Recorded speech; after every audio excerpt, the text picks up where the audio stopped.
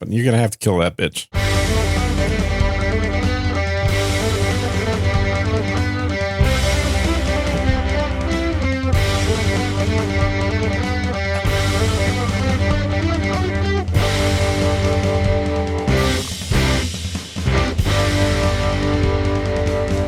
Hello and welcome to episode number 111 of Unrelenting, April 12th, 2024. It's a big show, Gene.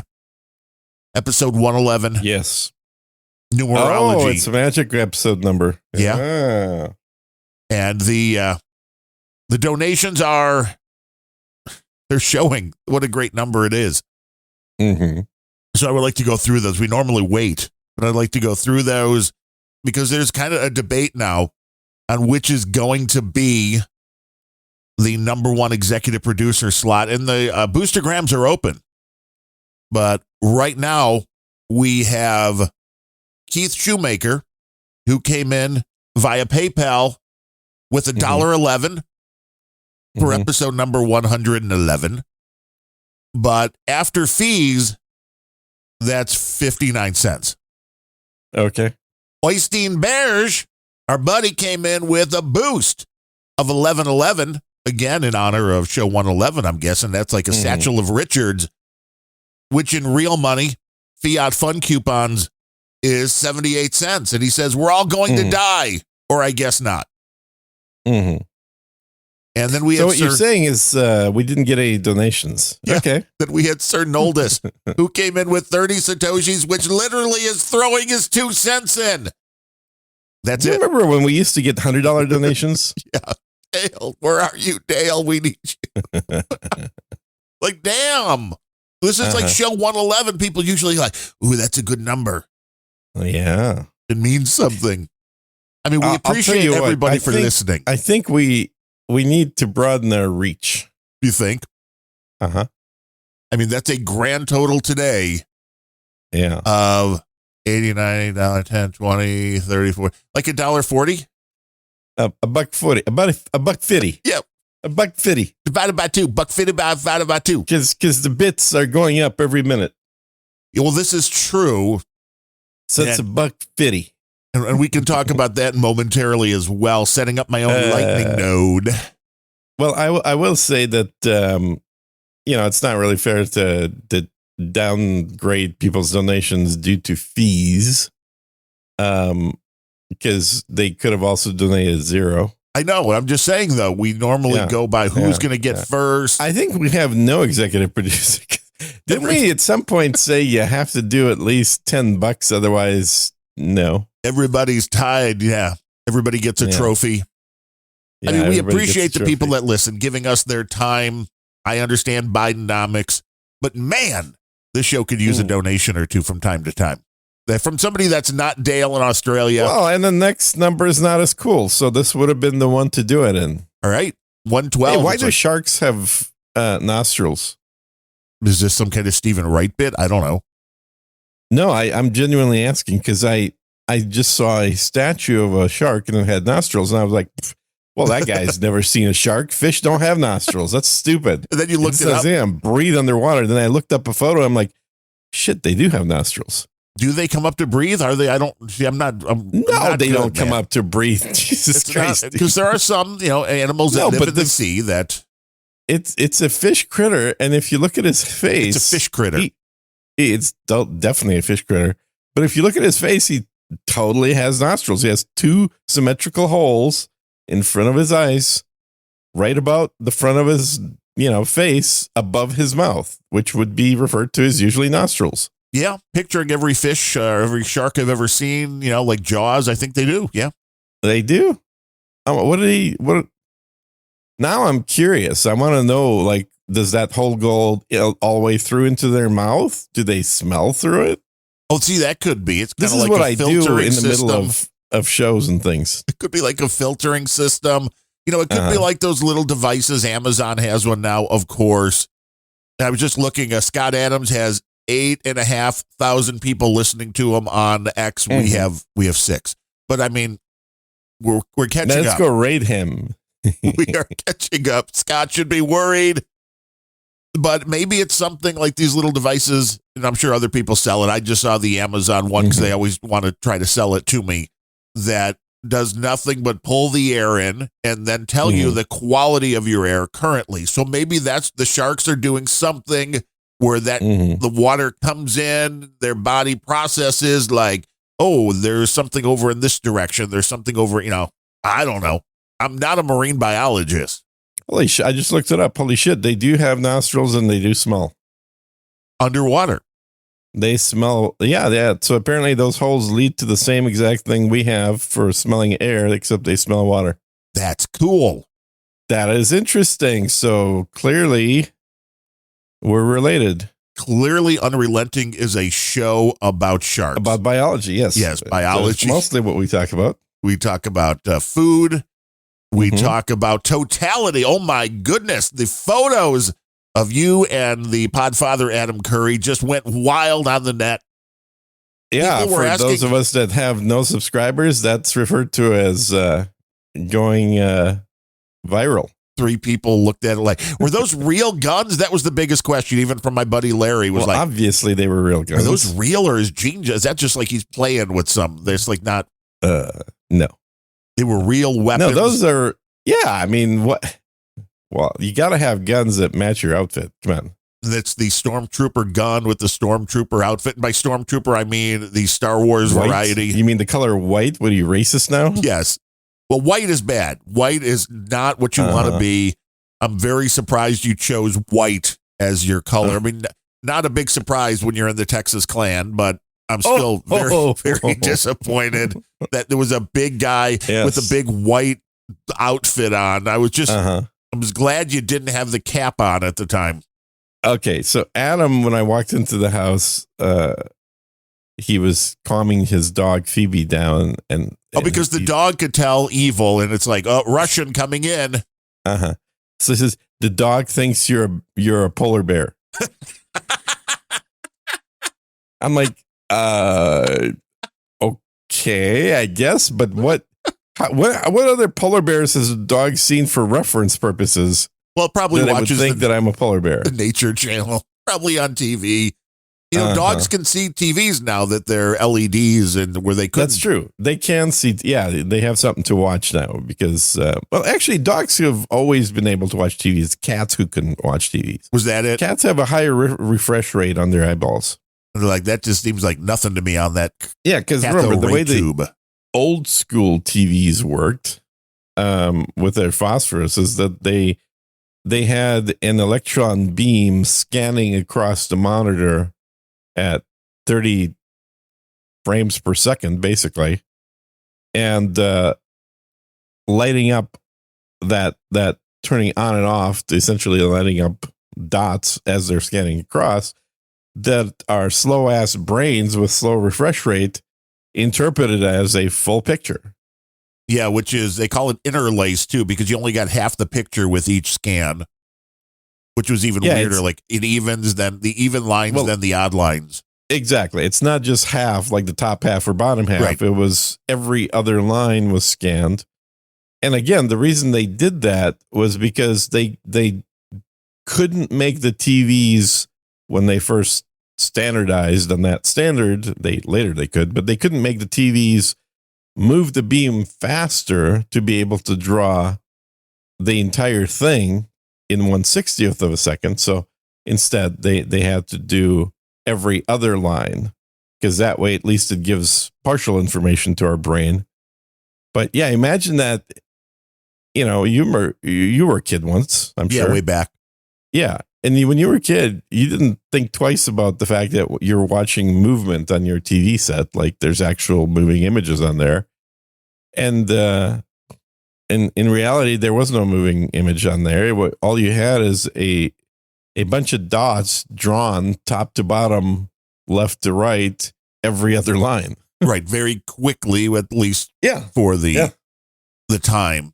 And there's something about those old tubes, which is still awesome, which is why video game players love the CRTs, that nostalgia as well. I know zero video game players that love them, but okay, sure. Well, the people, let me rephrase, the people that like the games that were around in the 80s that were in the arcade. There's something about a CRT, man. Just gives you that good 80s vibe.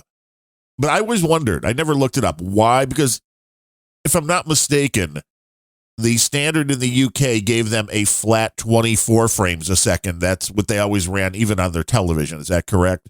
Yeah, 25. Yeah, because they have 50 hertz electricity. We have 60 hertz electricity. Okay. But why was the refresh rate then? Because you said 30, which is very close, but it was really 29.997. Yeah, why was it because that? Because it actually takes some time to reset from the bottom right to the top left. Oh, okay. So that they had to make it equal. Okay, makes sense. I never looked it up. It's always like when you go in, when you're editing like those old videos now, and it's like 29.997. Right. Like, why? Why not just get it to 30? But now that makes sense. You had to give a little bit of time for the thing to do its thing. Yeah. And it's not physically being moved, obviously. It's through magnetic waves, but through magnetism. But that still takes time. Gene's alarm telling him to do the show is going off. No, that's not what it was. I just need to silence my phone. Moscow calling Comrade Gene. Exactly. Like every time I pick up the phone and speak in Russian, Adam just thought I was talking to Moscow. Were you? Or were you just picking up the phone randomly? Nobody on the other end. Yeah, exactly. I was faking the whole damn thing. I think just walking around a large crowd of Texans in your very un-Russian look tracksuit, speaking in Russian, and every third or fourth word you should have had something in there like death, die, America. Now, wait, you're thinking I was wearing a Taliban uniform? What? Same thing, isn't it? Isn't it the way they look at the Russians are probably looked at as more of a threat right now? Oh, of course. Yeah. No, we're definitely. Shit, dude. We're importing ISIS to Ukraine. So, yeah. Obviously, you guys are bad dudes. But how was the totality? Was it everything you expected and more? Well, that's what I remember from last time, sure. Everything got dark. And you forgot the glasses. Man, we heard all about that. And I didn't forget agenda. the glasses. Gene brought the guns. Gene brought the night vision. Gene brought everything you needed except for the glasses. Yeah, that's true.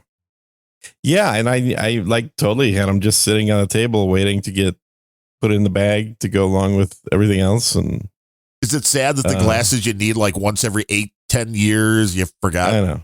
Yeah, you kept them that long.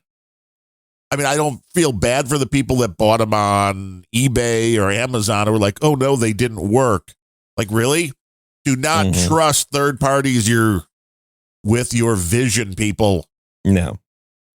That somebody said the one of the biggest searches was like eyes hurt after eclipse. Eyes hurt? Really? Who the fuck would look at a sun without any protection? That's just stupid. There's a lot of dumb people out there. Yeah. Actually, technically, and my dad did that when he was a kid because one of his eyes was damaged. Yeah. It's easy to do. It's just it's really not. I've managed to go my whole life without looking at the sun. Boy, I don't even want to be outside when something like that's going on. Don't want to be tempted. I just don't want to be outside, period. Well, this is true, too. I like it a nice, cool. It's soon going to be air conditioning weather. Oh, dude, it was perfect freaking weather here for, I had a friend. Actually, there's two friends that flew in to watch the eclipse. And then you left and just left the house. And then I left. Yes. And then I left. Say, okay, you guys are on your own. We're going to Gene's to watch the eclipse. No food, nothing. The house is like 99% CO2. They just slept through the whole damn thing. The snake was coming in on them. Just like the snake. Snake was just loose roaming in the house. He was walking around. Do people have to pay for this experience? You put this on Airbnb. What do you call it? Yeah, exactly. Airbnb with snake. Yes. Airbnb with snake. Yes. High CO2 snake paradise. I call it Jurassic Park. That's what I call it. Gene's Jurassic Park would be better. A Although it really should be Cretaceous Park. But Yeah. anyway, the trip was fun. It was well worth it. Obviously, the main point of going out there was hanging out with Adam and Tina. It wasn't just watching the eclipse, which didn't last all that long. So we looked at talked a lot and caught up. It's been a while since we've met up in person. Oh, I left my iPad at their house. So, well, at least you've left something behind. Now, was this the iPad that had been completely tricked out to be the ultimate spy device? Exactly. Like, oh, Gene left his iPad. Oh, but it's nice. He said we could use it. Everything's being transmitted. Can we get the live feed right now so we can hear what's going on in that room at the Curry residence? Do you have that hot up? I mean, I don't have it connected to the Motu. You should have texted me that first. Sorry, I didn't know. I didn't know this plan of Sparrow was complete. Well, either way, they're getting rid of it, so I should get it later today. They're going to drop it off. They're smart enough. They're like, we do not want this in our house. She left this behind. Sure, it was accidental. I accidentally left this battery pack in your house. Just leave it alone. How many Raspberry Pis did you plant in the house before you were able to get out? You know, these little Pis. Could put those things in the vents, all sorts of fun Adam things. has plenty of Raspberry Pis in his house already. Yeah. I just got a brand new one to run an Umbrel node, and now I'm questioning the sanity of that. Yeah. So he also has, since we're talking Bitcoin, he has a couple of these Bitcoin miner boxes. Oh, yeah, the big deal things that are trying to find the coin. Yeah. To compute. And I was like, he tells me about this. I'm thinking it is something the size of a Raspberry Pi or something fairly miniature. Then we walk out into his garage and there's these big honking, like literally full size PC, not even the rack, like a full size gaming PC size box, except the entire back is fans. And it's just. Well, yeah, there's a lot of video cards in that son of a bitch, I bet. Well, they're all ASICs, so they're not even the video cards. They're way faster than video cards. They're nice. They're ASICs specifically set up to do Bitcoin mining. So, yeah, and he's like, oh yeah, it's it generates more than the cost of electricity, so it's a net positive.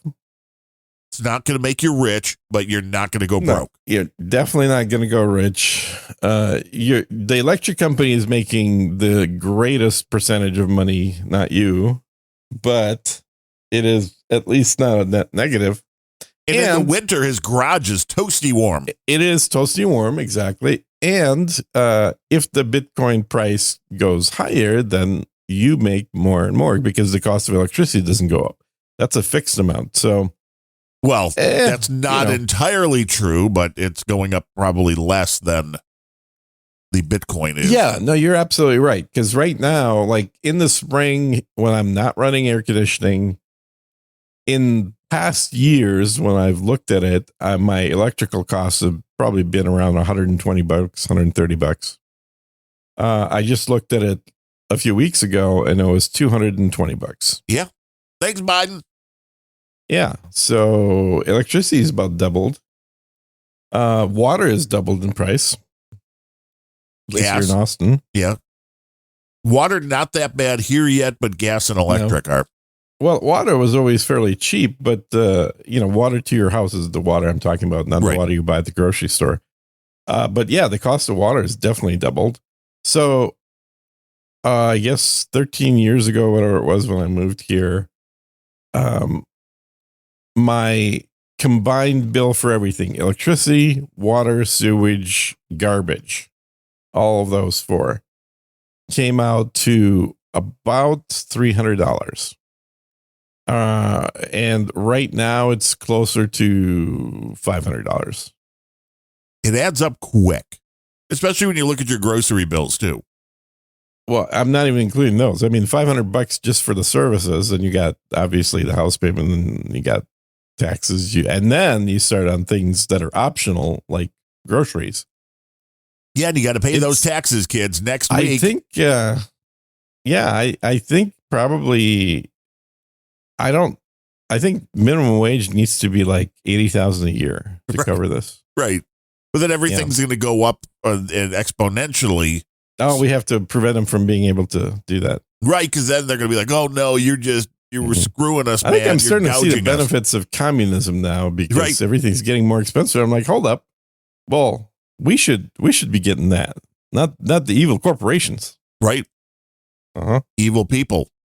Because, back in my youths, there wasn't a whole lot of evil corporations, maybe IBM. But I'm kind of thinking most corporations these days are evil. Most. Every last one of them. I mean, all the big ones. The problem is the government has no idea how to handle the problems that they're having. Most people don't understand that the minimum wage was put into place to keep the black folk from having jobs, keeping them out of the workforce. It's like, this is so ridiculous at this point when you see all these politicians continuing. Well, we need to keep moving the minimum wage up. Keep moving the minimum wage up. This means that you will need more and more skills to be able to get a job, because for somebody to be able to afford to hire you at whatever the dollar amount is, you need to actually produce something that can make them more than that. Right. And sweeping the floor and dropping fries into a bin, not going to do that. Oh, really? No, believe it or not. And we've already had White Castle, I think, was the first, but there are others who have followed. There are robotic solutions for all people when it comes to fast food restaurants. I think Japan started that whole craze.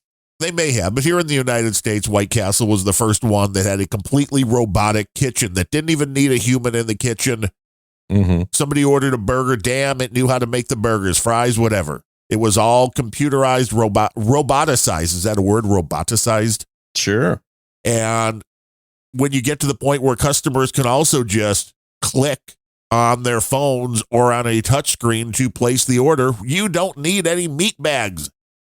The stuff is all just automated. Great. Well, and frankly, I would prefer it that way as a customer anyway. More accuracy.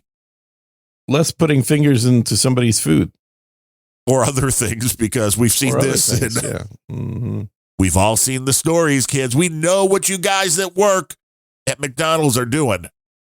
Yeah, it's not just McDonald's. No, I know. It's a generalization. But I don't mind a fully automated fast food joint. Makes sense. A fully automated anything makes sense. Yes. Frankly. Which means less jobs for people who then will all be on the government we need less dole. people in the world, so it all adds up.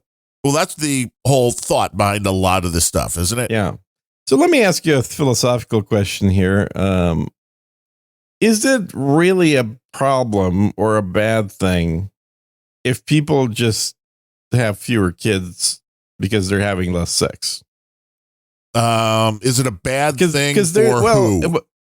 For anybody. I mean, there seems to be within, and frankly, a lot of my friends, but in general, conservative circles, this fear like, that they want to depopulate the world, they want to do this, and also having a negative kind of, outlook on the millennial and Zoomers not getting married, not having kids, and I think that there's certainly a somewhat selfish argument to be made for, hey, we need more workforce replenishing things so they can pay more taxes so I can get my Social Security.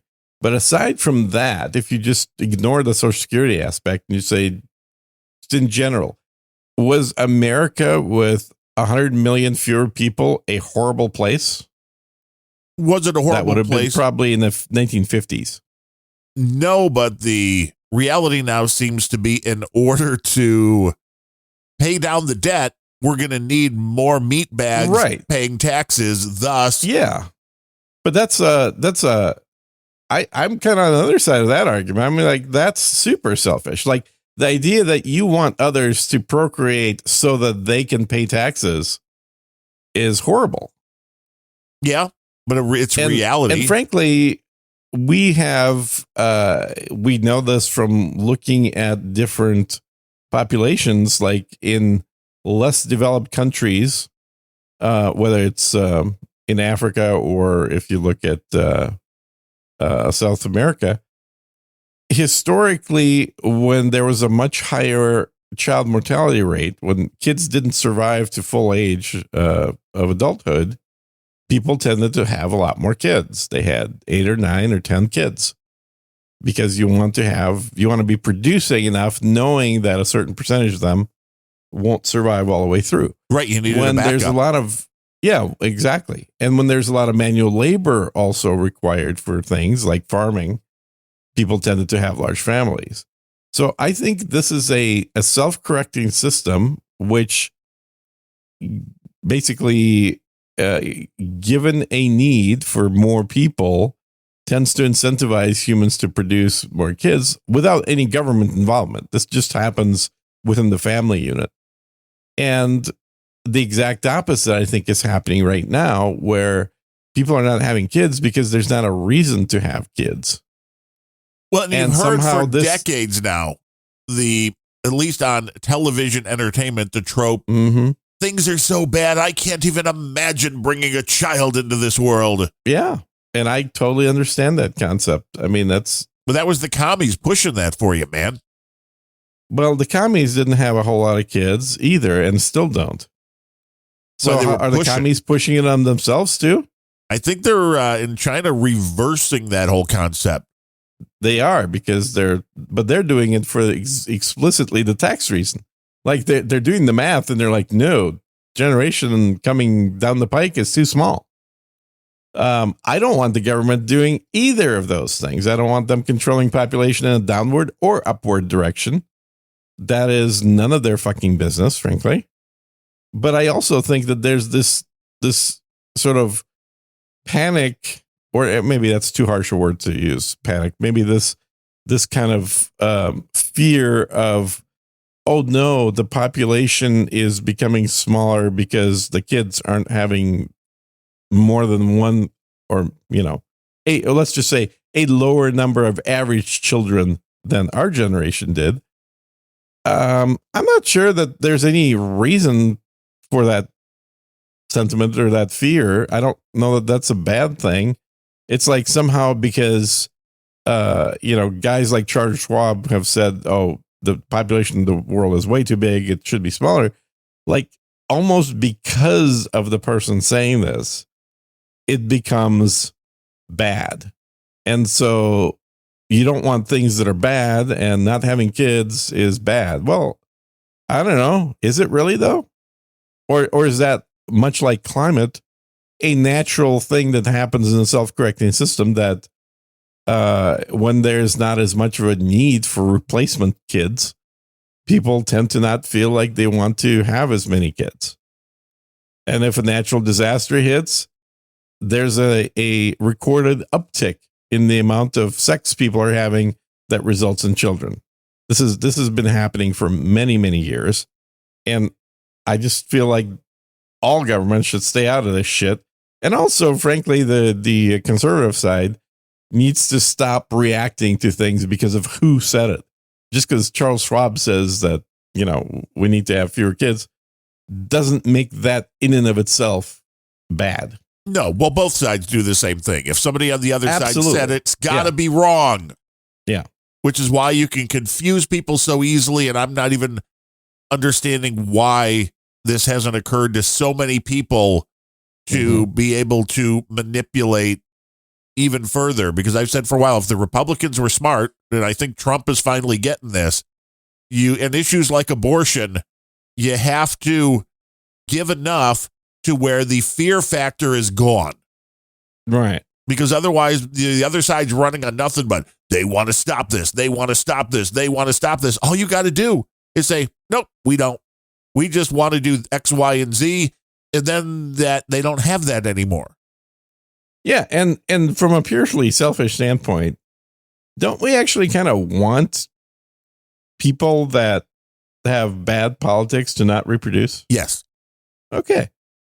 I mean, it's just common sense that you would have, as with anything, you would have a better pool to work with if you are getting the highest quality examples of them. Mm-hmm. And sure, that goes right down the genetics route, but we've been dealing with this for decades. As I said, if you really want to have some fun, do research on the start of the minimum wage thing. Look at the quotes as why this was what's his name, Woodrow Wilson, his era, his cabinet members. See why that was put into place. You will be amazed. But right now, the thing is, this is all being done for a fake narrative, for the false narrative of, oh, the planet can't sustain the amount of people that were being produced. So this is why we need to cut back on this, because people are bad. People are ruining the planet, and it's just simply not so. It's an absurd thing to even think. Yes, for various reasons, but one of which we are the planet. Right. You're existing on the planet. You are part of it, part of the ecosystem. We've seen areas that have had certain animals, and humans are animals, overrun the land, and then nature corrects it. If we go to Mars, you could make an argument that humans are bad for Mars, I suppose. But it's pretty hard to make the argument humans are bad for the Earth, given that we've evolved here. Yes, and the technology that we've created is quickly killing the planet. It is terrifying to me, as some of the clips that were featured yesterday on No Agenda's show, where the government is working on things to like, well, if we could do this and seed the clouds, we can reflect more of the heat back out of the atmosphere. The fact that they're actively trying to work on changing the climate is hilarious to me, from a group of people that tells us that humans are affecting the climate and this is bad. Yeah, they're trying to create man-made climate change. Yes, yeah, exactly.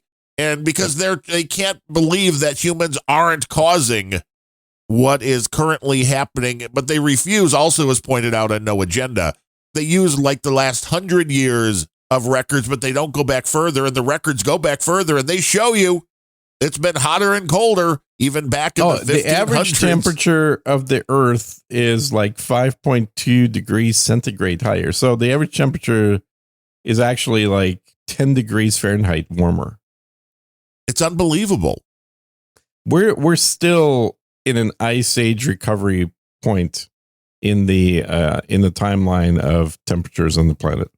So we're just recovering from an ice age is where we are. And they want to stop it. Right. Well, this is like, we've decided that this is the temperature that we want to keep it at. Yeah. And you want to talk about... Do you know that if the... sorry, to continue on the same idea, that if the polar ice cap melts, that the Sahara becomes a jungle? It becomes livable. Oh, my goodness. It becomes a jungle. Yeah, it becomes basically trees grow there. Things can live there. The reason the Sahara, which accounts for most of northern Africa, exists that as a desert, is because too much of our moisture is locked up as frozen ice. So the case could be fairly easily made that it might be better if we let this happen. It is absolutely better. That's why I'm trying to increase carbon dioxide. I'm doing my bit. Are you? Hey, I'm breathing out every day.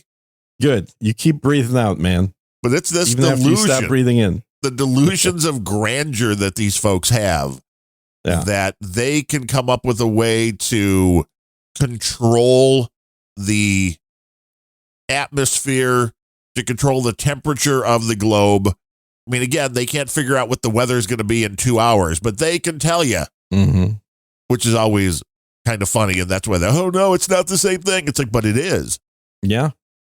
How many times did Al Gore tell us back 20 years ago, oh, the water is going to rise and it's going to take over New York and blah, blah. The water in the streets of Miami, yes. Yeah. Has There'd be anybody fish on the streets of Miami? Yeah. Anybody seen that happen yet? Because I haven't. Mm-hmm. And to ignore the fact that this has been a cyclical thing going on for thousands of years is a sickness, because it's either these people are that stupid or they are willingly a part of something for what end, I guess, would be the question of why. Well, we have to get people to stop. Why get rid of the technology? Well, nobody really wants to get rid of the technology. That's, I think, the ceiling they're going to hit here when you realize, well, this whole global warming thing, you know what would really help global warming?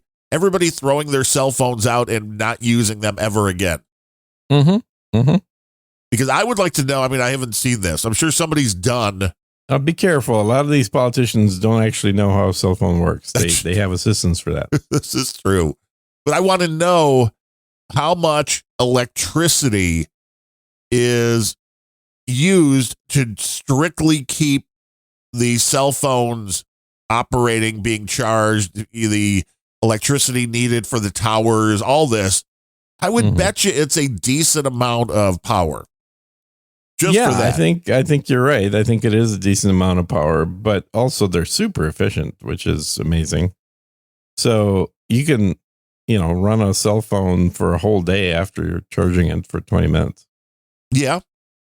But still, imagine the utopian we'd have if there was none of that.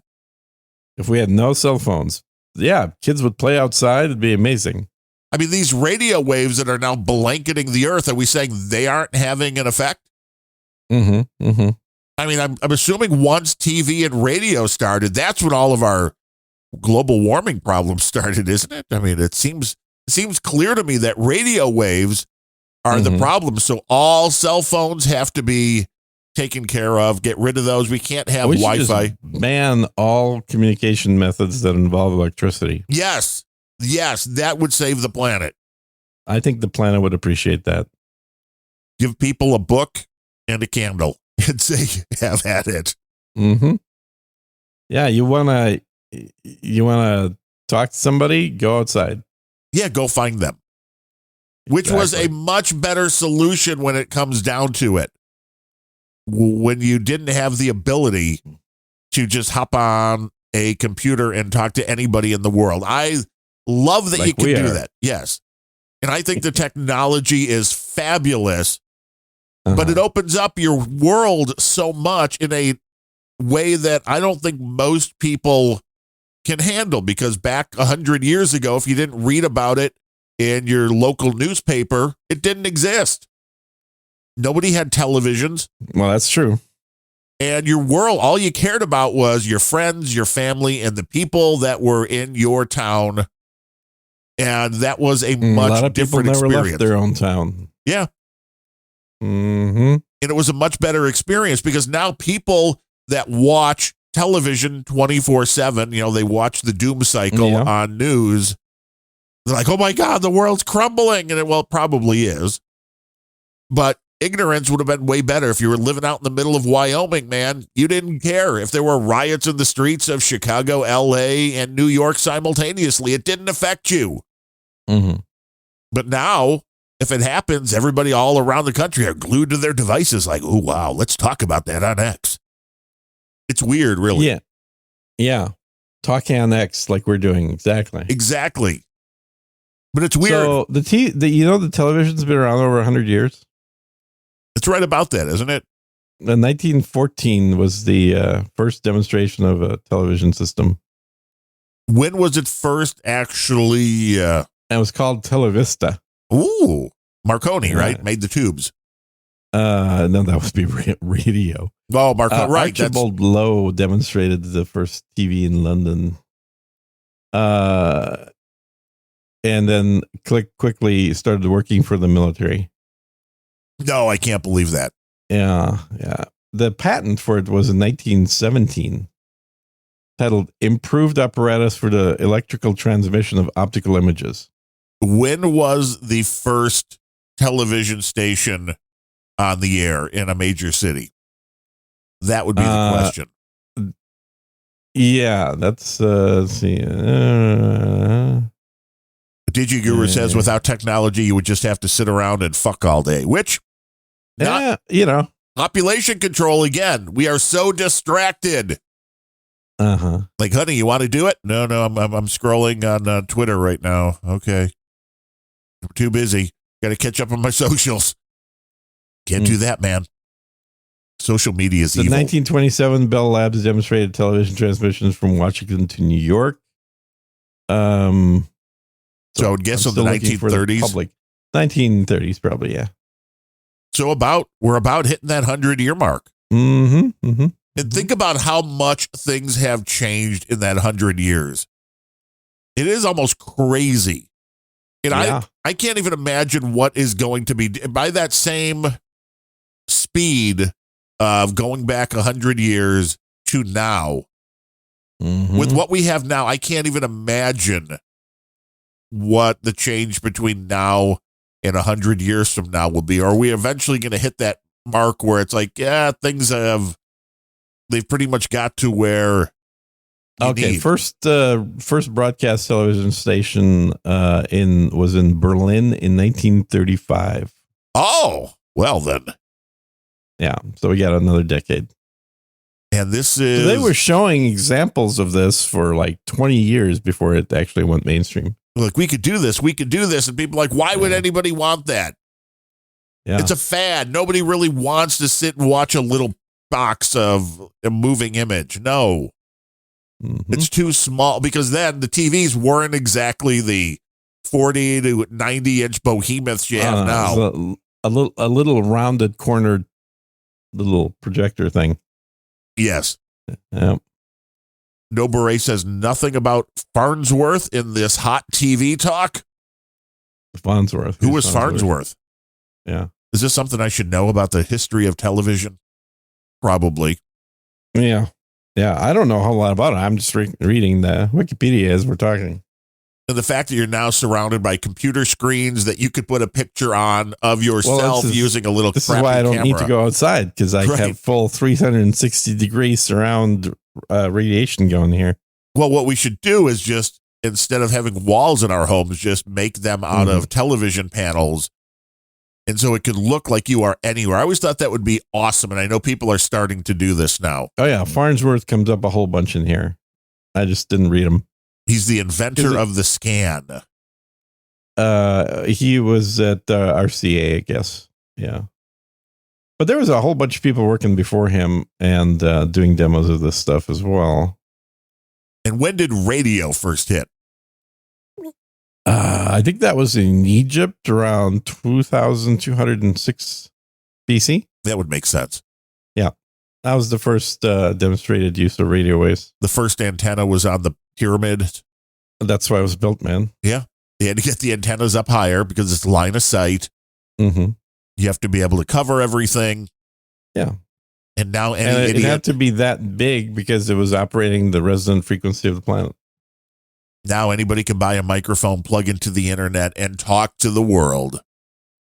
Hello, world. Yeah, it's called a podcast. Yeah. Hello, world. Thanks to Adam Curry, we can now talk in your ear holes. Both live. Yes, thanks Marconi and Adam Curry. Right on the same level. The two, yeah. Yes. There's the two men responsible for us being able to talk. There's a meme in there somewhere. Mm-hmm. Well, yeah, Adam got the Marconi Award, didn't he? I think so. I could have sworn one year that he mentioned that he got the Marconi Award. Well, you did the thing. And if he didn't, he should. Because radio is important. I mean, I can't. And his contribution to radio is priceless. And I can't understand why so many people gravitate towards the YouTube, towards the video. That anybody that does a YouTube channel has video about killed the radio star. That's why. Yeah. Well, I'm just guessing, but I'm putting I think an educated guess. You're like 50 times more likely to be successful with a YouTube channel than Absolutely. you would be an audio only.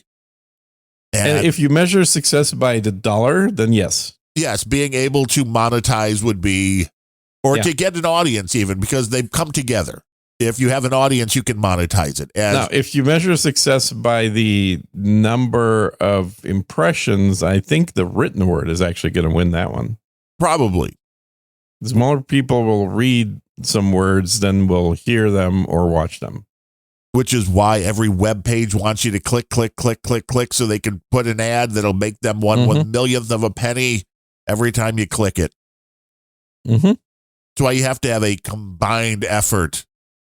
Text. I don't know why no one's audio. run this ad campaign. I've thought of this for a while, is to have an ad campaign with ads that basically say, we will reduce the amount of money we spend on advertising by, I don't know, $20, whatever it is, doesn't matter, by some amount if you click on this ad. Help kill advertising. But yeah, exactly. See, that's a much better slogan than mine. But basically, the idea being that by going to the site and buying something, you're ensuring we don't have to run as many ads. And True. if every company did that, there would be very few ads. All we got to do is just, start spending money. Well, most companies will look at the cost of two things. One, getting a new client/customer, and two, retaining that client/customer. Right. Yeah. Which is why I get literally daily emails from some of these gun companies. But once you bought, they're like, hey, this guy bought a lot of guns. Uh-huh. We need to have this guy buy more guns because we know he likes guns. He's one of them gun likers. Once you're on a list, man. Mm-hmm. And it's amazing when it comes to politicians and any charity, really. Once you give to a charity, oh my God, you have to go through hoops to get off their mailing list. Oh, yeah. Yeah, that's totally true.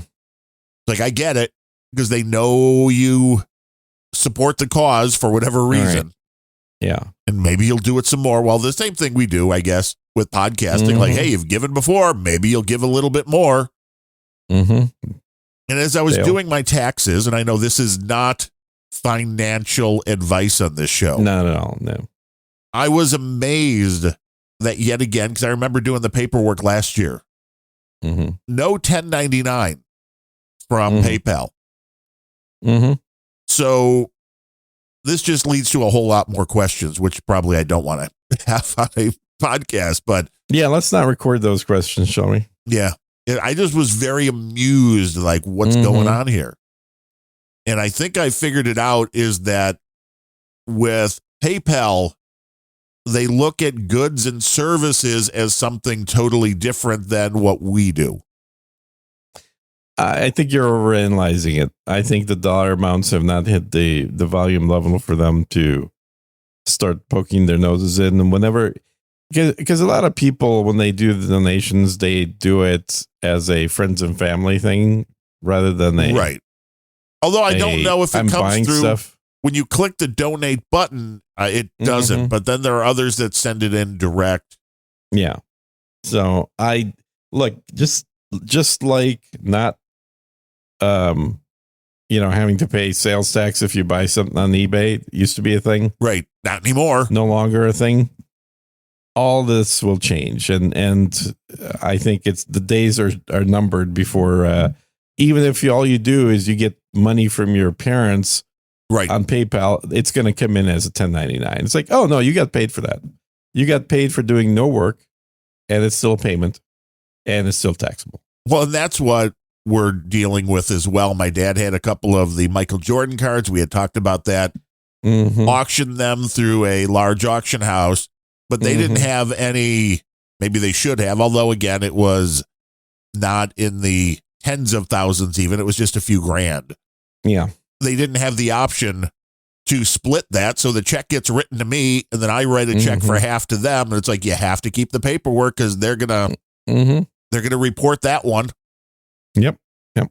Always keep paperwork, kids. That's the one bit of advice we can give. Yeah. We don't provide advice at all. And sometimes not having paperwork is better than having paperwork. I can't prove a goddamn thing. Have a tax guy or gal that knows what they're doing. Yeah, not us. No. We don't even take physical advice from us. Do not take mental advice. We don't take our own advice, frankly. Do not take nutritional advice from us. No. Did you have a good dinner when you saw Adam? I hope you picked up the tab. Yeah. No.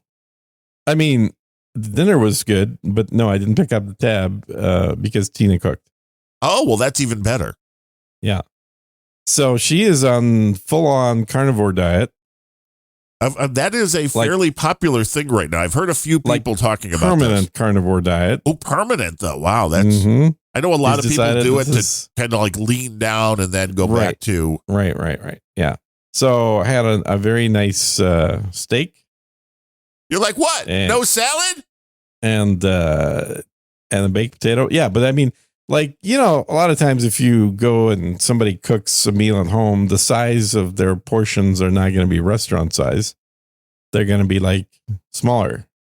Well, because she's on the carnivore diet, this was a huge ass steak, man.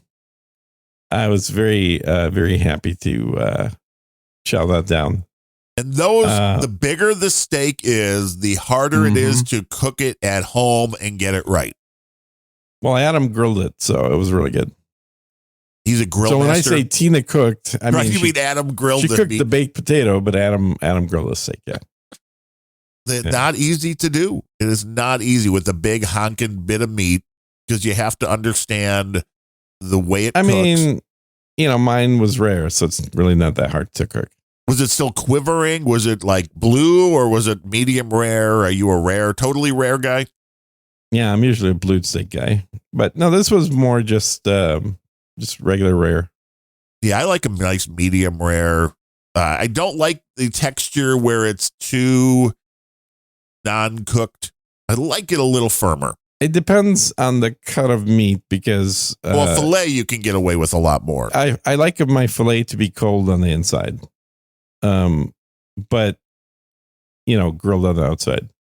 But other cuts of meat do require a little more cooking just because they're not as tender when they're raw. Right. They're a little fattier and you definitely want the fat to start breaking down. You don't want to like bite into a hard piece of that. Yeah. Chewing on fat is not a pleasurable taste for some reason. No.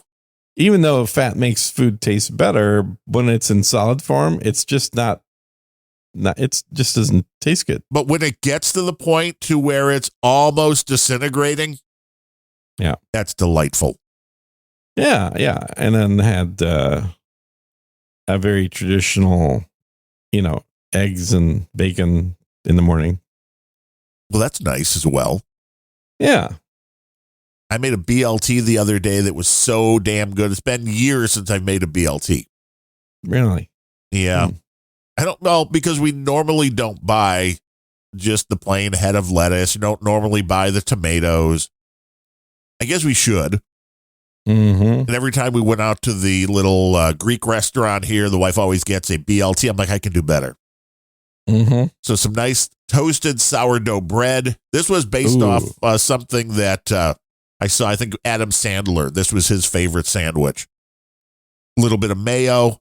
Then you do the BLT with a fried egg, which I had never thought about doing the fried egg. But you're referring to that movie where he plays the chef and his what was it called? He like hires a illegal alien to clean his house, maybe, and then his kids and the illegal alien's kids are all friends and stuff, and his wife's all being a bitch to the illegal alien, and then eventually he ends up dumping his wife and falling in love with the illegal alien. That movie.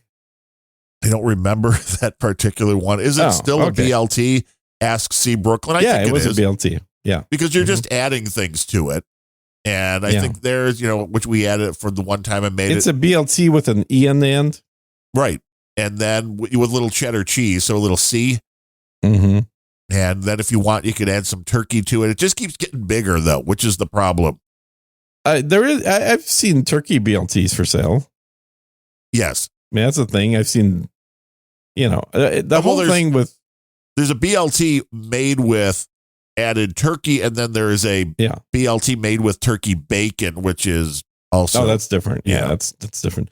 But I think the whole point of a BLT is it's basically a poor people sandwich because the ingredients are super cheap.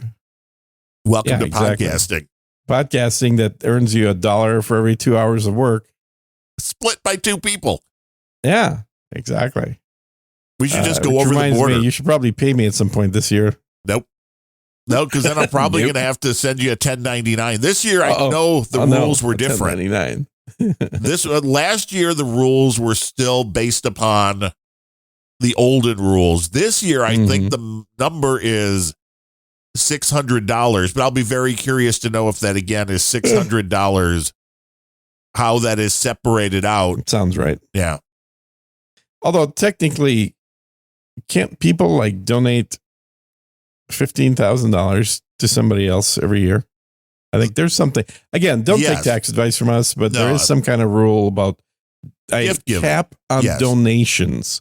So as long as you label things donations, then you're because there is at one point back when one of my great grandfathers passed away, right beforehand, he sent $6,000 to myself and my sister because that was the limit at the point that you could gift.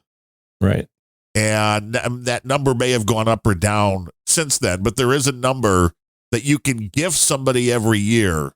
Right. Without it being taxable. And so I'm pretty sure nobody's gifted us that number yet. No. And that may be why, with the fact that it's labeled as a donation and it's not a subscription, it's not you're getting the podcast because you're paying. Exactly.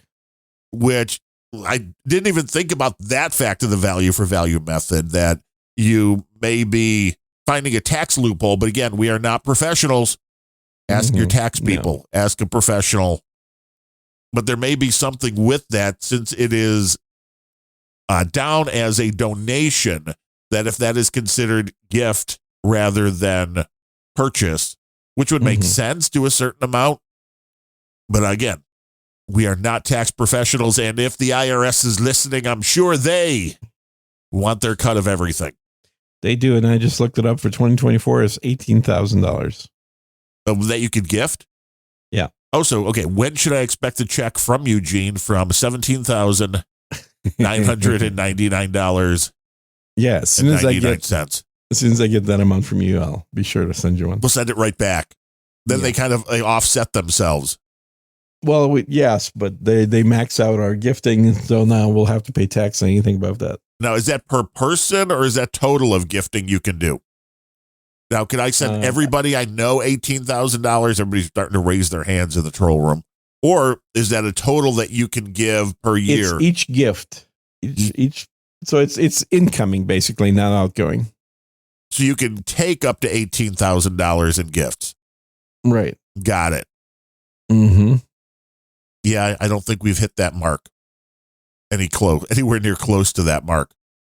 Sadly, the Lightning node, though I did get set up, I will say that the Raspberry Pi 5 fast little box, dig it. Installing what? I mean, that's a relative term. Fast doing what? Not mining Bitcoin. It ain't. No, not mining Bitcoin, but for running a Bitcoin node, which I've got set up, and the Lightning node is set up. Although the documentation on this stuff, I can see why it drives people nuts because there ain't none. Yeah. That was my issue with it when I set one up back 3 years ago and then said, this is bullshit. And then it said, just pay somebody to do it. And that's what I ended up doing. Right. And which is what you did, which is what I did by going with now Alby. I spent like $1,000 over the years. And then everybody starts going, hey, man, run your own node, man. Yeah. So I'm like, okay. Now, Adam has an interesting thing. I asked him what his thoughts were on having like a wallet, like a physical wallet, like a USB stick. Yeah, it's got one of those. And he said, you don't really need that if you run your own node. And he said that here's the best thing. You literally don't need a physical device at all. You can simply just remember the 24 words to get into that device. and then shut that device off or get rid of it altogether, because you can recover using those words. And effectively, those words work even in the absence of the device because they're Right. meant to recover a dead device. Right. So you just make your device dead, and then there is literally no device, and you just have a wallet in your head. And I said, well, wait, hold on. But isn't like if you kill your wallet, doesn't that mean you can't put any money in it? He says, no, because the address of the wallet is still active on the internet, on the blockchain, Right. even if it physically doesn't exist. You just can't remove the funds You from can't it. remove anything, but they can add funds. So this is like an incoming wallet that doesn't actually exist, Well, other than the 24-word recovery phrase. well, the wallet exists because it's all on the blockchain. You just don't have access The to it. blockchain is the wallet. Right. That's the part that I was confused about. So essentially, yeah, you don't really need, because all that stick does is it has the login into the wallet on it. That's all it really is. Correct. And it lets so- you access. So the full blockchain is the wallet, but you need a key to get at your funds, i.e., to make changes to the blockchain. Which is why the whole blockchain now is about 800 gigabytes. Yeah, he said it was pretty small. I think it was 260 gigs. No, I I just downloaded them. I mean, there is something you can run if you don't want to sync the whole blockchain. You can do just the most recent X amount of transactions, because there's a lot of dead space on a lot of wallets that aren't being accessed, I would guess, that are either buried in a landfill in the UK. It's probably, it's probably a compressed version or something, but when you get down to it's not that big, dude. I'm looking at it right now. It's 550 gigabytes. when you get, well, that's a lot bigger than 200, and Well, it's less than 800. it was moving in that direction. Well, at least that's what it's taking on the hard drive in the node that was set up. Mm-hmm. The Lightning node, the opening of channels is what's going to keep 99.9% of the people from ever wanting to run a Lightning You node. disappeared. What's that? What did you say? What did you say? What did you say? I said you disappeared. I lost you for about 10 seconds. No. Uh-oh. The government's The last I trying to- heard was the opening of channels, and then you disappeared. Yeah, the opening of channels is what's going to make 99.9% of the people not run a Lightning node. Right. That's a pain in the ass. Well, one, there's no, like, well, who should you connect to? And now there's a lot of these larger channels are with a minimum that you need to open the channel to them, 2 million Satoshis, which is about $1,500. Mm-hmm. Which means most people are not going to be like, well, let me just throw $3,000 in here so I can take my Lightning payments. Right. Right. That And was- it's even more complicated than that, because when you first have money in your account, like, it's on the wrong side. Correct. So you actually need to send all your money off to somebody else In order to take money in that in order amount. for you to be able to receive money, which, like, I get the way it's designed, why it has to do that, because it's meant for paying, not for receiving. But for people like podcasters, it makes it adds an extra level of complexity to, like, how does this shit work, and why don't we just use PayPal instead? Yes. Oh, I mean, And- totally. And what somebody should make is a one button solution that just says podcaster wallet, setup fee $10, Yeah, that's what Albie has now. done. Oh, they charge $10? No, they're free until you, Oh. if you want to hold more funds and stuff, and they are coming up with paid plans. Mhm. But that's basically what they've done is But allow not you to really, get an because account. Albie doesn't. That's totally not what they've done, because they all have. There's one wallet there that has a way to separate through a database that they use whose funds, who has how much in funds. But when you actually look at what you're sending it to, it's not like they're creating a wallet for you. They're using their wallet with a designator that it's meant for you. Right, which you can do on your own as well. You can break it down with Right. the core Lightning, which is available for just, again, one very easy to install things on the Umbrel OS. It's Mhm. one click, it installs, and you can do that. So if you wanted Yeah. to set it up for your family and your friends who don't know what they're doing, same thing. You can get them an address. Yeah. Well, keep talking about Umbrel. I've got groceries that just showed up. Wow, Gene's grocery delivery. I can only imagine how many bottles of iced tea there are. It'll be interesting to find out. But the Umbrel OS, as I said, very simple to install. They're selling their own hardware box now, which if it was available immediately would have probably gone to that. But they were 4 to 6 weeks behind, and I'm like, no, I want to set this up now. The nice thing about the Umbrel hardware, even though you're paying a little bit of a premium, it's very much like a Raspberry Pi, although the specs are a little bit better, and it had a 2 terabyte MMD drive or M2 drive that was built right in, which it was a nice little one-stop shop, one little nice package where with the Raspberry Pi 5, I'm still plugging in an external SSD via USB, which works just fine. So bought the Raspberry Pi, of course, easy to put together. Came with a nice little SD card. Went in, put the Umbrel OS on the SD card, connected the USB hard drive, turned it on, and it just worked. So that part of it, spectacular, especially with how things used to be in the past. It just worked. And now, let's see. Oh, wow, we lost our mixed connection to the No Agenda stream, which means the No Agenda stream must have crashed. We're still on X, though. But everything just worked right out of the box. You can install your Bitcoin node and wait for it to sync. You could install the Lightning node, wait for that to sync. There are other pieces of software on there if you want to use, if you want to run your own cloud for all sorts of various things. It's all a little app store, and it's a one-click thing to install it, which is a beauty. And that part of it works really well. But the problem comes in when you want to set up the Lightning network, and nothing tells you once that's installed and you see the Lightning wallet and you can request, put an invoice in, it's going to fail. And all it says is add channels. And when you click the add channels, they just give you put the address here.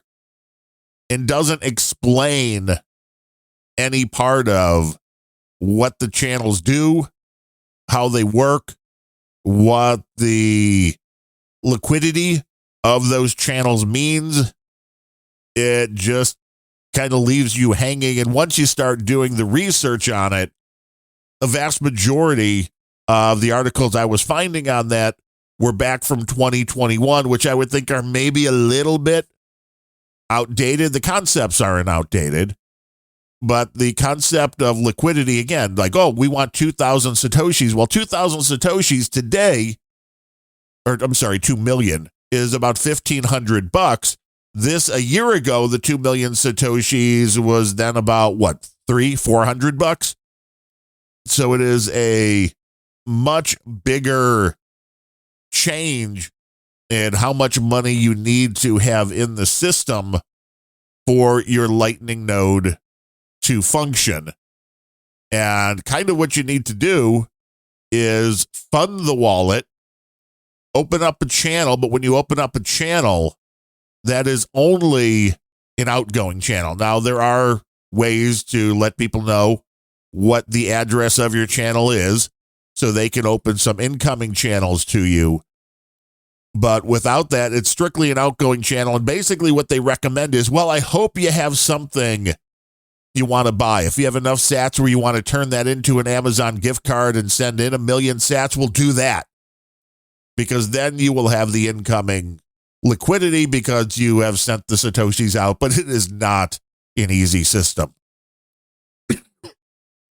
So it's not for the faint of heart No doubt about it.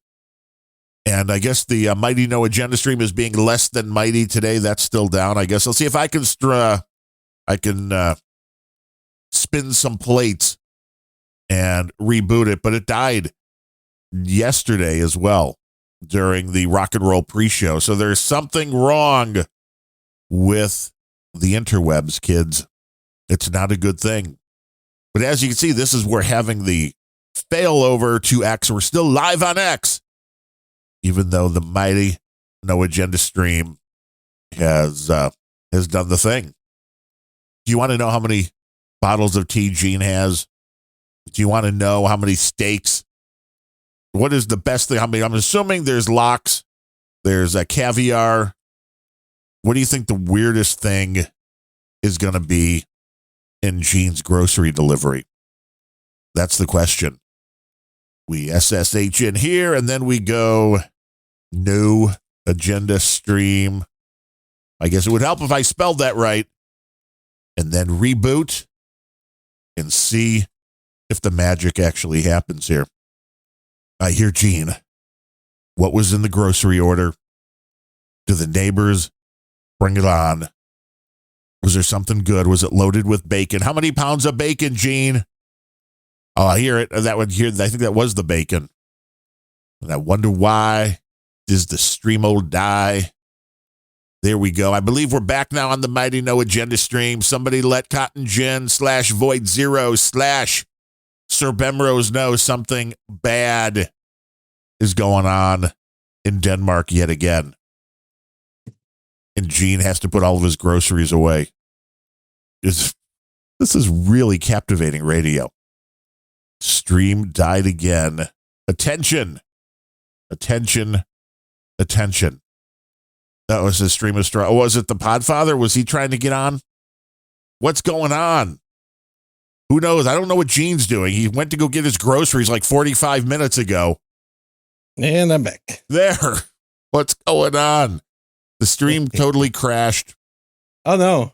And it might have been your buddy Adam. What happened? Oh, he just said, I heard they were having issues, so I tried to connect and it worked. Oh. I went in to the back end and rebooted the stream. It seems like it had a hard crash. Huh. A hard crash. Interesting. And it happened yesterday during the pre-show as well. So there's a gremlin in there somewhere. But we got good folk. We got Cotton Gin. We got Sir Bemrose. We got Void Zero. It's just a matter of time till that goes away. It's all going just right out the door. But this is like Naz. You missed a lot of good talk about me setting up the Lightning node. And I'm sure, I have the ability to ask folks like Adam and Dave and Sir Spencer and the people that I know who have already set up nodes to open channels to me. So it will make that easier. But for most people right out of the box, that is going to be a hurdle. And it is one that'll make you want to blow your brains out because you're like, I don't get it. Why isn't it working? What do I have to do? How do I get a channel open? And then I have to send Satoshis. But I don't want to send Satoshis. I want to get Satoshis. Right. So I know it's still in the early days. I like it. But as of now, it still seems like the thing to do would be use, unless you're really into paying, using a service like Alby and just emptying your wallet every week or whatever you need to do. I was going to say, now that people have had a sample of Random Thoughts. A Random Thoughts is a delightful show, RANDUMB thoughts.com. Mm-hmm. I had the story of the guy that got shot by the Chicago police that the headlines are going around like mad, that the police unloaded like 91 shots at the guy. They killing the black people. I know. Even though the cop that this kid, I say kid because I'm old and he's 26, but the cop that he shot was black. You know, that was the mayor of Chicago in one of his rare lucid moments made the comment that either one of these guys, the kid that was shot or the cop, could have both been one of his students. The cop, he said, if the bullet was a couple of inches in another direction, we're talking about another dead black guy. So in the quote from the sister of the deceased guy, I thought said everything you need to know about what's going on in cities like Chicago right now, which was, oh, he was a really good kid. Paraphrasing was a much longer thing. But even if he did shoot, he didn't deserve to be murdered. It's like, well, one, the minute you shoot at somebody else, them shooting back is not murder. Don't matter how many shots it is. That's not murder. If you shoot at somebody first and they shoot back, in this case, I thought the oddity was normally, and I would think if you have a cop, pull over somebody, it's a normal squad car that you can tell is the police, and it's got two people inside. Usually in Chicago, you're never going with one guy. Maybe small towns, you got a one cop in a car and that's it. Chicago, you got two. This case was an SUV, unmarked, with 5 plainclothes tactical officers pulling this kid over, which means there was something more to it than the original statement of he wasn't wearing a seatbelt. Yeah, I found that to be bullshit. I commented that right away. I'm like, yeah, usually police are to blame in these things, but this clearly has some exigent circumstances around it. Yes. 5 cops, and then this is the other thing. If you start shooting at 1 or 2 cops, well, yeah, then they're going to unload 10 or 20 rounds at you. When you open fire at 5 cops who are coming at you from 5 different directions while you're in an SUV, that doesn't necessarily say it was excessive. And when you shoot first, what do you think? Even when you don't shoot, I like that video with the Acorn cop. You know the one I'm talking about. The Acorn cop. Yeah, the cop that heard an acorn hit a car. No. And then immediately started yelling, shots fired, and started shooting. No, I've not seen this because an acorn. Oh, you're kidding? No, there's a lot of videos on the internet, Shane. Yeah, but it was a huge meme like 2 months ago. Well, see, I was totally taking a fast from memes 2 months ago. I mean, the reality is I don't pay attention to memes at all. I am with Adam Curry. Memes are garbage. We're going to get enough hate mail for that one. Yeah. And what are you eating? I mean, obviously something was so good in the grocery bag, you had to bring that into the show. Well, I sit here and sip. It's not that good. It's just store sushi. Oh, well, store sushi. I mean, you have to eat that right away. Or if you let that sit for 5 minutes, gone, spoiled. Yeah. And I am drinking. I was already worried about it sitting outside for 5 minutes. Right. You have to catch it quick. But I'm drinking Liquid Death Severed Lime. Have you ever had this stuff? No. It is a sparkling water drink, but it's much more flavorful than some. So it kind of gives you Liquid Death? Liquid Death, yeah. Oh my God. Kind of well, the beauty is it's just got a little bit of agave that they use for sweeteners. So the 19.2 ounce can, which is a huge can, has 20 calories in it. And there's no artificial sweeteners, none of that bad stuff. And I just think it's a cool name for a product, which I will say the marketing kind of worked. Like, what are you drinking? Liquid Death. Liquid Death. Sounds like it needs a little alcohol in there. Right. Well, when they originally hit, I think they started just with a non-flavored version, which I was like, what? Non-flavored water for like $2? No, that ain't going to work. Non-flavored. But you throw a little flavoring in, you're like, oh, and you make the cans 19 ounces rather than like 16 ounces. Then that'll do it. How much does it cost? I bought it at Amazon, and I think it was like $15 for an 8-pack. So $2 can? Yeah, right around there. Not too bad, I guess. It's not something that I would drink 50 of a day, but it's nice to have an alternative to just drinking the water out of the fridge or the tea. We call that iced tea. Yeah, I do like, well, your refrigerator just dispenses iced tea. That would be awesome.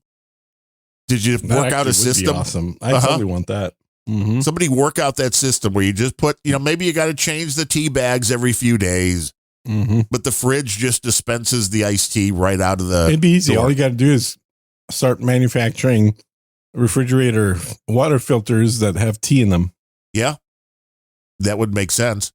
I just had to refresh my water filter, replace that the other day. Mhm. You'll notice when the water starts slowing down a little bit. I never use mine, so I never have to worry about that. Cotton Gin says Amazon workers everywhere hate people who drink Liquid Death. Well, only the ones that order it through them. Because here, Why? Because they're getting a lot of it at once? well, it's eight cans, but I ordered 2 8-can packs, and it was in one of the Amazon envelopes, one of the plastic kind of envelopes. Oh, It's really? Like, uh-huh. Oh, my God. I was like, this is new. It's like, I can imagine that wasn't the easiest thing to carry rather than being in a box. Wow. But I can see, somebody asked Bemrose what it's like when people start shipping really heavy stuff on a daily Oh, basis. is he at Amazon? Yeah. Oh, okay. I first saw this at our grocery store when I was doing my online shopping, because I do my online shopping. And then they didn't have it. Then right after they didn't have it, they added in my just for you, get like $2 off per case. So I'm like, the next time I ordered it and they didn't have it again, I'm like, screw you. The wife picks them up at the other grocery store here, which was like the same price as what Amazon was. So I'm like, well, why not just order at Amazon then? Don't have to go out. They'll deliver it right to your door. Right. Cotton Gin says it's not just the delivery driver. I'm sure it's the people that have to handle it all the way through. So I'll try to buy my Liquid Death more through a local source. So hold up. So me ordering water through Amazon, they don't like either then probably? I guess because it's too heavy. It's bulky. They sound like little snowflakes who maybe should just fear that the robots are coming to take over. Exactly. Which they will, I'm sure, at some point. The robots will take over everything. The humans will no longer be delivering needed. Liquid Death. It's a great name, man. I will give them a thumbs up a helicopter on the marketing and on just being a tasty beverage that is not 100% healthy, but I would say like 90% healthy. It's not healthy at all, dude. It's got sugar. It's got agave and sugar. It's 4 grams of sugar in 19 ounces. So 4 grams of sugar compared to what's in a normal can of Coke, like 26, 30, yeah. 30. So this is 4 in a can the size of like 2 Cokes, and it tastes good, which is always the hard part when you're trying to do a flavored beverage that tastes sweet, not use the artificial sweeteners. They did it somehow. I mean, I guess it's more that it's a citrus-based. Well, what else does it have? Check the ingredients. It is, let's see here. The can is one of them weird ones, so it's a little bit harder to read, but there were only a few on here. Let's see. Manufactured for Liquid Death in California. We donate a portion of the profits from every can sold to help with kill plastic pollution. Yeah, because it's only in metal cans. Ingredients, carbonated water. That makes sense. Yeah. Agave nectar. Yeah. Citric acid. Yep. Natural flavor, which then it breaks that down, lime and orange, and that's it. Okay. So it's fairly easy That's to a pretty small ingredients list, that's for sure. Yeah, none of the, which is like, well, how long does it last? Does it have an expiration? Should we be worried that it should last forever? It's going to break down? God just says, get off your lazy ass and go to the store. No. Yeah, why should he, man? Why would I want to do that? There's people that will take care of this for me. That's why Amazon has it. They want to deliver it to me. They want me to subscribe and save. They will give me a discount. The more I annoy the people in the chain, they will give me money off. That's how much they hate their employees. Well, the employees are just a necessary evil. And I tried to buy it locally. If it would have been available locally, then I would have purchased it that way. But, the convenience, it's hard to beat. My dad, you would love my dad, Cotton Gin, because he really can't get to the store. And my mom, she's in her 80s, so really they don't want to be carrying the heavy stuff. He used to order 4 packs of, I think it was the Hint water, like the Hint water, the pineapple, which to me, there's really, when they say it's a hint of taste, they really mean it. There's not a lot of taste to it. But these things would be delivered like 4 packages of the Hint water, which have 12 in each. 4 of those like every 2 weeks. So I'm sure the Amazon driver loved them. Every now Dude, and I then, get 20 liters of iced tea delivered every trip. but that's a grocery delivery, right? That's not a. Mm-hmm. That's not the ordering it from Amazon. But from Amazon, I get 50-pound bags of dirt. Well, I'm glad Cotton Gin doesn't have a problem with the old folk Mm-hmm. because it's too heavy. And my mom was like all upset. I guess she somewhere. And now, does anybody have any good hacks or tricks or tips? My mom's wedding ring, sometime yesterday, the main stone popped out. Ooh. 99.9% sure it's in their house. But how do you find something that small if it got into, carpeting? I have a way. Yeah. If you burn the house down, The diamond will be left. Technically true. In the ashes, you will find. It's like, you got insurance. And I'm sure you paid way more insurance on what it was because it was not even a full carat. And when you look at the price of diamonds, they're actually down right now, which is, I don't know if that should be surprising with gold at an all-time high. Diamonds are down. I think it may be because of how easy it is now to make the synthetic diamonds that the price on the diamonds have cut down. So yeah, the diamonds, they'll be there somewhere if you burn the house down. I get it. Otherwise, I don't know. I'm like, insurance, but it's not the same thing to replace it, but there are worse things. Or how about vacuuming? This is true. Looking through your vacuum bag. You got the vacuum, especially if you have one with I've got one of the, the vacuums with the little. Does she do dishes at all? Yeah, she said she even looked in, which I'm like, make sure they're off because they have a garbage disposal. Like, did everything. Yeah, it's probably in there, yeah. She reached in, didn't feel it in there. And it's like, you never know if you hit it, it could have loosened it and it could have come off anytime. Anytime, exactly. So it can be anywhere in the house. But yeah, I guess doing the vacuuming and then just. So she's one of those women that wears that thing all the time, doesn't take her rings off at home? Pretty much, yeah. And it's worked for 62 years, but. Well, it just goes to show you. Eventually it's going to get you, right? Yeah, I mean, little tiny prongs holding a rock is not super long term, No, it's eventually going to loosen up or something's going to happen. Yeah. That's why most people either get zirconium copies made, right? So you can just not care about it if they lose it, or just take their rings off when they get home.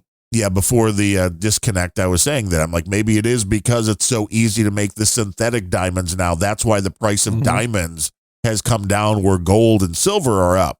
Right. Well, that, and we got more kids working in the mines. True. Or they don't want diamonds. Kids today don't want physical things, which is also the oddity for everybody who has, collectible markets from things like the Beanie Babies and baseball cards or vinyl records, crazy whatever shit. it is. Mm-hmm. They're getting to a whole new type of person that's just like, nope, we want to own nothing and be happy, which sounds very much like commie kind of thing. But hey, how about that O.J. Simpson guy, huh? Yeah, OJ finally Record gone. holder. Yeah. The guy made news. The guy knew how to run. I like the one meme, which I don't normally like the memes, and it was just somebody posting, oh yeah, all the news is reporting that cancer killed OJ, but they're still looking for the real killer. Mm-hmm. Like, nice. Oh, I get it. Yeah, they've been waiting for that one. For a while. Yeah. And there was, of course, the meme of the Bronco that was elongated to be the hearse. I have not seen that one. That's pretty good. It's what OJ is going to be known for. The slow speed pursuit. A lot of people believe he's covering for his kid.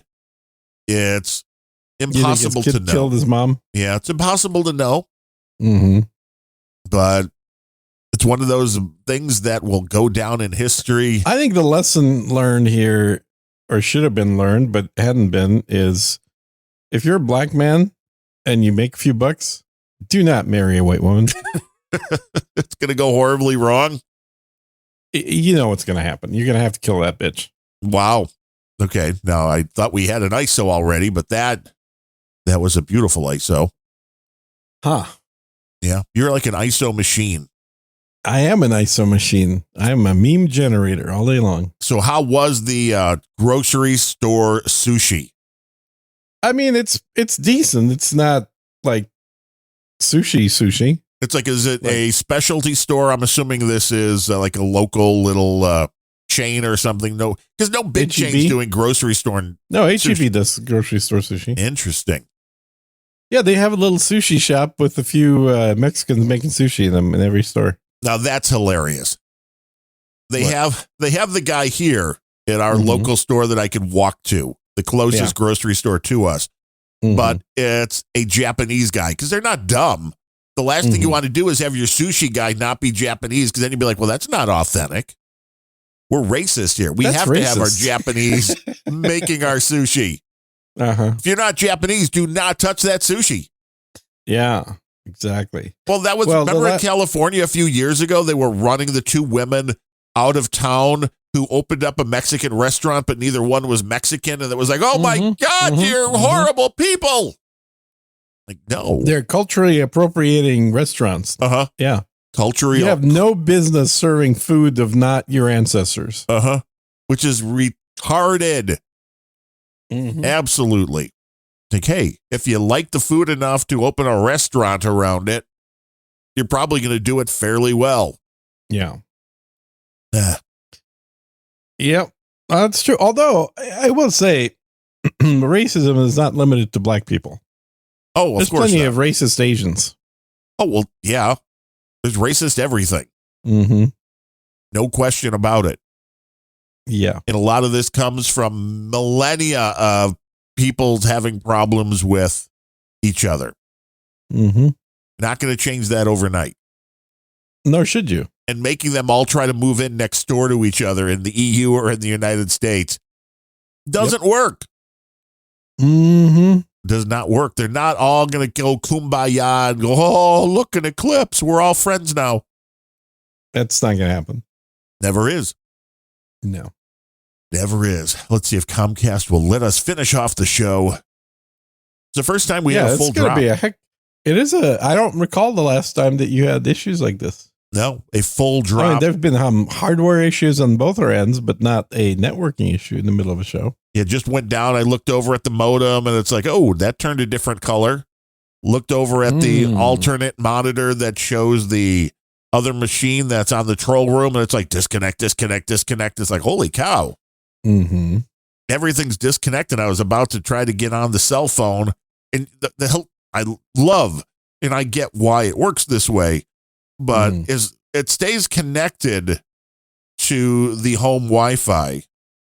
Obviously, because that is not what is going down.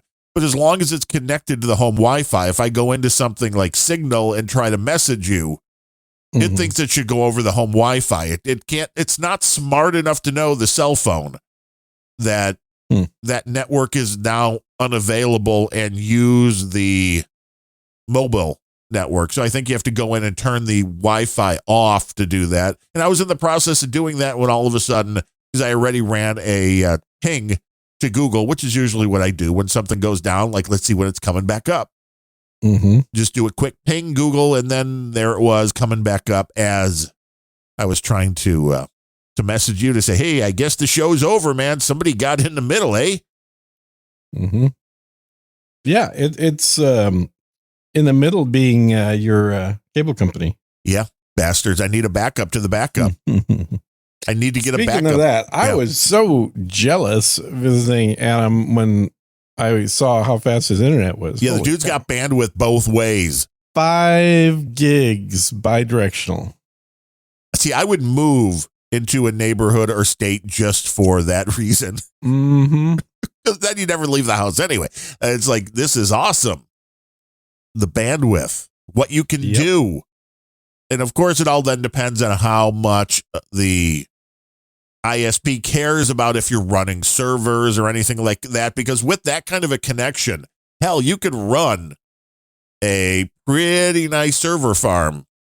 That's a lot of bandwidth.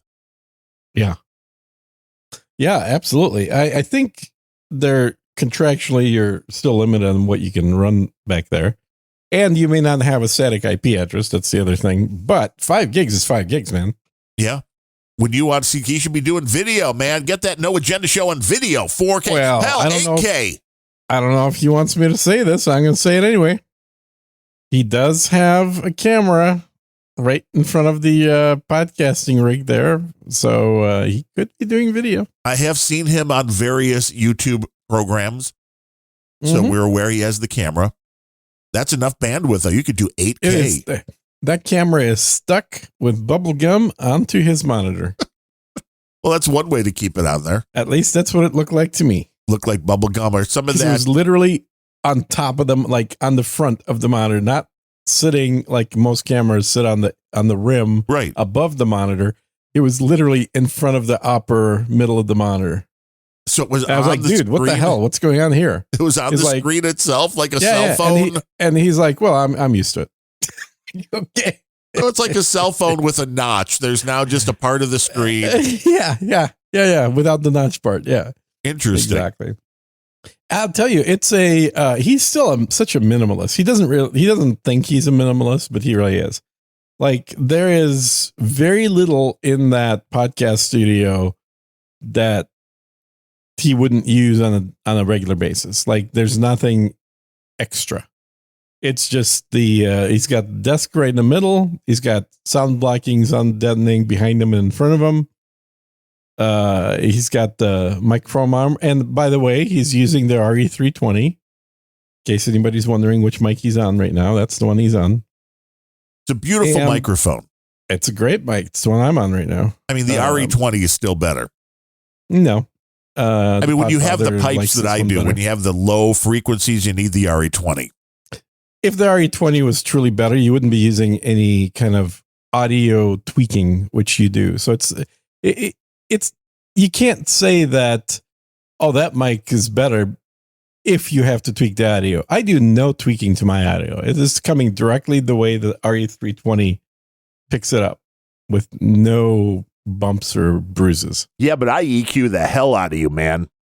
Yeah, exactly. And frankly, that means something's wrong on your end. I'm trying to make you sound good, Gene. That's all. Hey, I sound good. Anybody that's spoken to me knows that. And the microphone would sound better if I took the big foam ball off. Well, I won't argue with that. That's probably true. That's one of the reasons why you need the EQ, because this is what we have straight out of the box. This is RE20 action. Yeah, and this is RE320 action. Yeah, this is RE20, though. Which one do you think is better? And although it's still going through... No, actually, it's only got a noise gate right now, then, if you're listening you got live. Rid of the all the dynamics? Yeah, there's a little compressor if you're listening on X. Yeah. By the way, this is what Darren sounds like when we actually talk in person, by the way. Right, this is it, right. This is this is all you get. This is all you have right here. And then you just go 1, 2, 3, and then you turn that, and you get that, then you get this, and then you're like, wow, man. Magic voice. Look at that. Wow. It's almost like you were born to be a broadcaster. Well, you just have to know how to use the gear. And now it's so bright, I need to put the foam ball back on because it's right. EQ'd. Just for the foam ball, yeah. Because, if you don't, then it's like, well, you sound like you're underwater. Mm-hmm. And you have to just get it dialed right on in. And I think this sounds pretty good. Now, for AM radio, I don't know that it would matter. No, for AM radio? Because you kind of sound like that. Even if you record like this, you're going to sound like that on AM radio. Which is why when we do, and I've thought about getting larger file sizes, although I don't think it really matters, because there's some people that are putting their podcasts out now that bandwidth is so bountiful, as we said, some people 5 gig up and down, that the 128, the 96 to 128 standard for voice, we could probably bounce it up even a notch from that, because I do record everything quite a bit brighter, because I know that once you convert it to MP3, you lose a little bit. It kills that. So the end result is, I think the MP3 sounds the way I want it to, but Well, you could also just switch to variable rate MP3. You know, Back in the day, that was problematic. I don't Right. think that's a problem these days. now all the podcast programs should be able to handle that. I'm not sure Yeah. with things like playing at multiple speeds. I would guess it's not a problem anymore, but Well, we could try it. You could do this one that way, and then we'll see if it works. could record. Yeah, let one of them out as a variable, one of them as a constant, because that was the other big Mhm. thing. Like, it's got to be a constant bit rate. Yeah, and honestly, 64 kilohertz for voice is basically AM better radio. it's better than FM quality. AM radio is 16 kilohertz. Wow, that's pretty. Or sorry, 16 kilobit 16K MP3 file sounds like AM radio. 64 sounds like broadcast, and anything over 64 is like live. 128 should be like CD quality. Well, remember, 128 is simply two 64K stereo channels. Yeah. And a lot of people are like, what's a CD? Yeah. Well, CD is more than that. CD, well, again, it depends, right? Because CD is uncompressed audio, so it's a lot more data, but it's still just 22 kilohertz. Oh, no, sorry, 44 kilohertz. 44.1. That is, yes. And then 48 is the high res. 48 was not CDs, though. CDs were No. 44. 48 was DAT. If Right. you had DAT tape, you could do 48. Then when you got into the Blu-ray audio and that they were yeah. using. Well, dude, Blu-ray had analog laser-based audio. That was Well, that was the bomb. laser disc, right? The Blu-ray went Hmm. to digital audio, God right? damn it. You're right. You're absolutely right. Yeah. Yes, that is correct. I was thinking of the laser disc. That had the analog audio, the analog laser audio. That was the bomb. And I want to know how many people out there actually had a laser disc player. Mm-hmm. I did. Had a couple of them. Mhm. Pioneer were back in the day. And they were I the did as size, well. like 12 Yeah. inches. They were the size of like record albums. They were. Absolutely. And they were double-sided. And people, that's right, they were, because you'd have to flip it halfway through the movie. That was the annoying part. Now, mine didn't have the auto flippy thing. I think the later laser disc players actually had a laser the on head both sides. Yeah, Yeah. the laser rotated or whatever. Yeah, it was a lot easier to have a laser on both sides than to actually flip Mhm. the disc. Right. Would have been great if the door would have opened and the disc would have flown into the air and come back And down. flipped around and sucked back in. Yeah, like flipping a pancake. Yeah. And then I remember Bang & Olufsen's had, it was vertical. So you would actually slide the disc in sideways. Oh, I remember them making CD players like that. I don't remember the laser disc. Yeah. They had a laser disc player like that.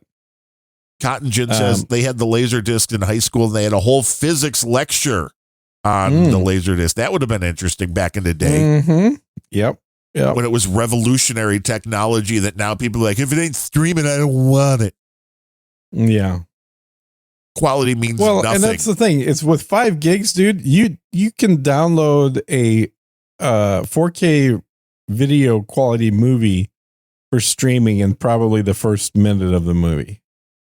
The bandwidth helps. I mean, I remember when Netflix started doing the streaming, having arguments with people because the quality then was not great. No. But I was under the impression that people cared about that. Even somebody with crappy eyes like me. I mean, it wasn't as bad then because I had 2 of them. You're right. But I was like, well, this will never take off. People are still going to buy the movies they really love because they're going to want the best quality. And that's like, turns out people don't care about quality.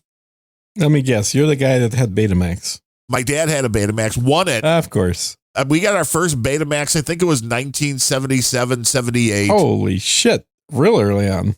Yeah, he won it. Was he was always a carpet rep and he was always a damn good salesperson.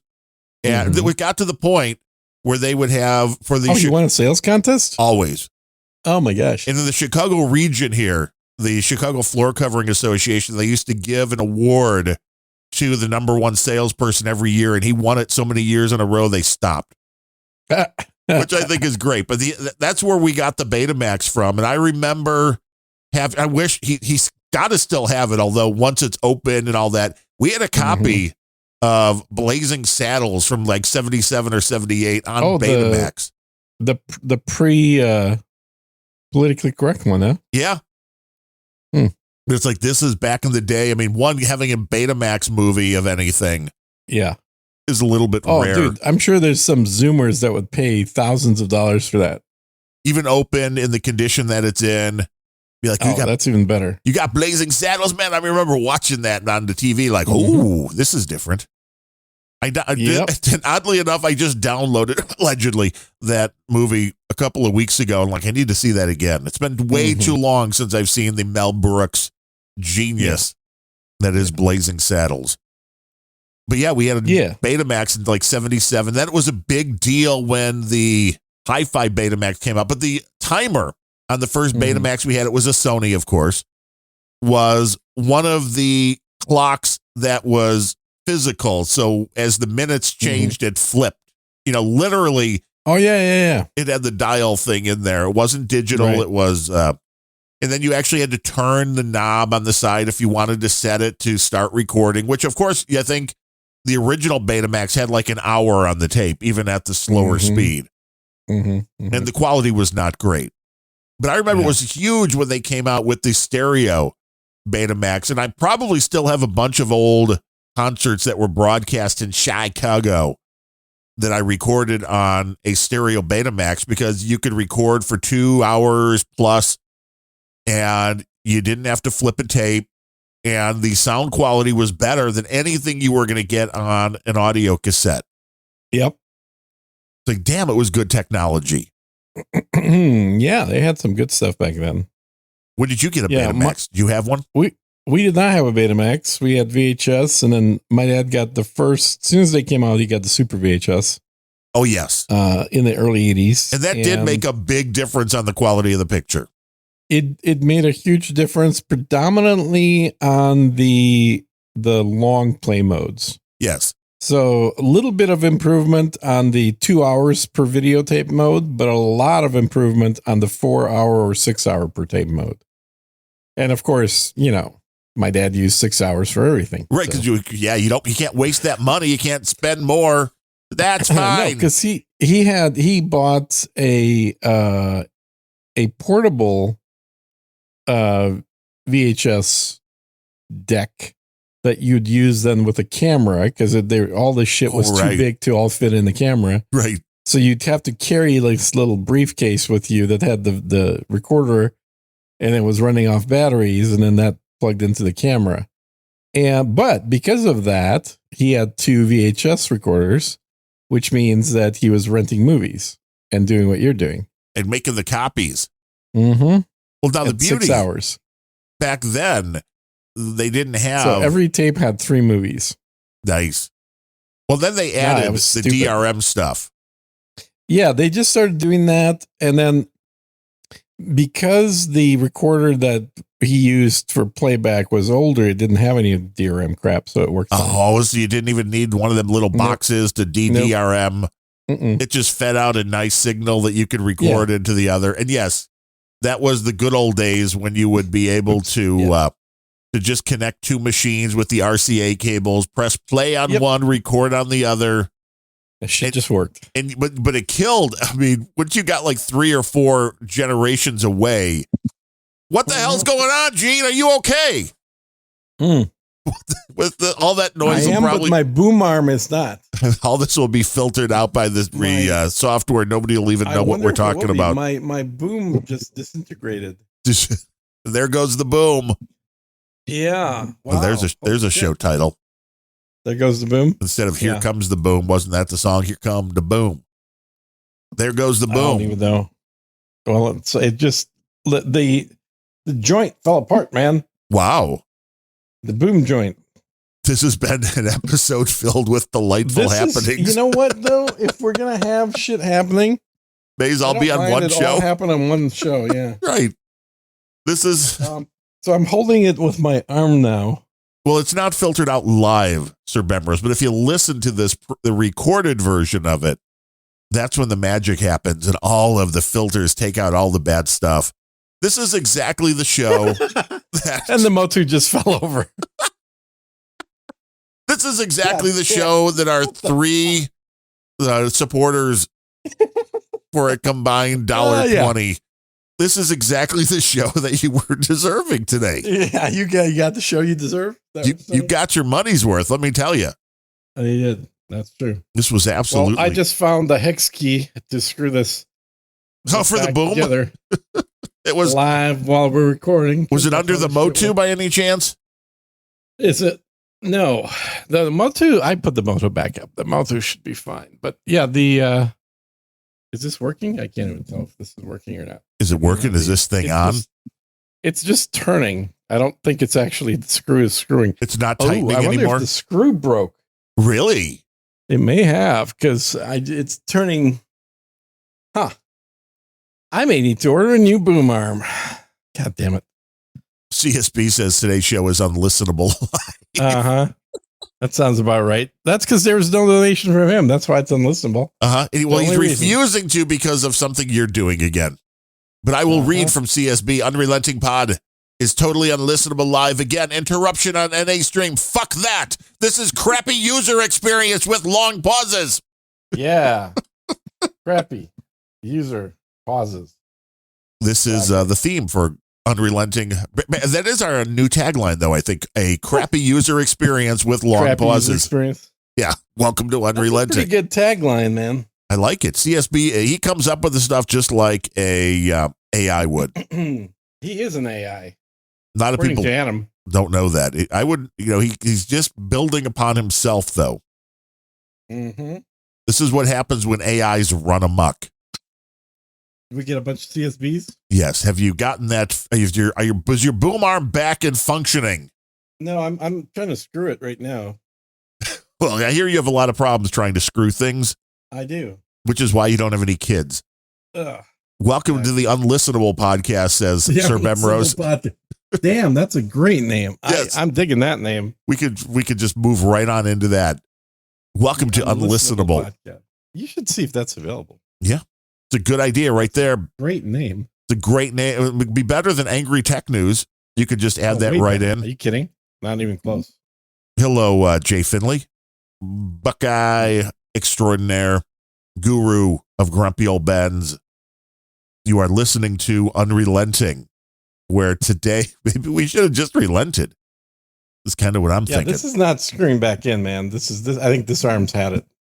You need so you need a brand new boom arm. The Rode ones are fairly nice. I've been using a Rode one for a while. Is that what it's a pretty basic. I have a Rode, I have a Heil, and Bandrew, man, that guy's got some high-end arms. Oh, Adam's got some freaking high-end arms. Yeah. That's going to fall again. I know it will. They will never break, but they cost like 50 times what. Yeah. I think they're like $450 for the cheap one. Yeah, they look beautiful. So when you're on camera. Yeah, I am totally ordering a new arm. This thing is busted. See, this is what you get for getting a knockoff.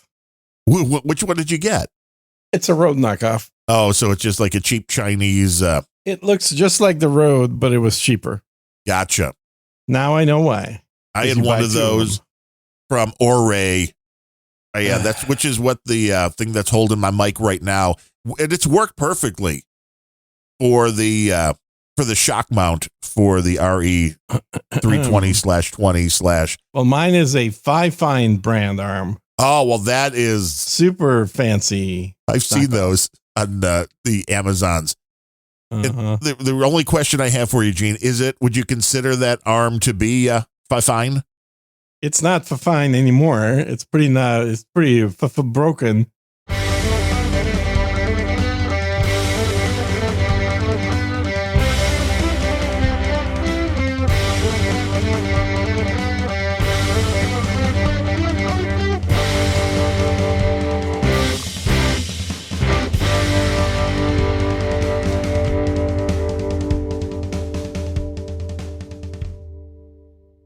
It's all broken.